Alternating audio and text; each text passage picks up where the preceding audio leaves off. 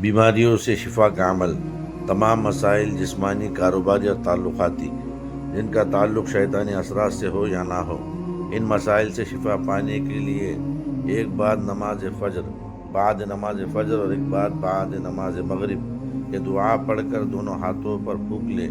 اور سر، چہرہ، گردن، ہاتھ پیر جہاں تک آسانی کے ساتھ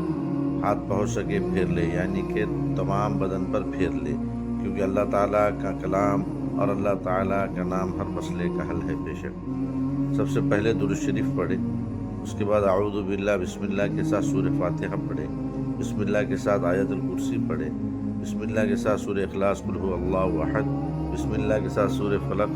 بسم اللہ کے ساتھ سورہ ناس، اس کے بعد یا عزیز یا حمید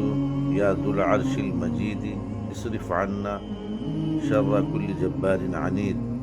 پھر درود شریف آنے پر جب اپنی ضرورت اپنے خیال میں لائے۔ اللہ تعالی ہم سب کو عمل کی توفیق عطا فرمائے۔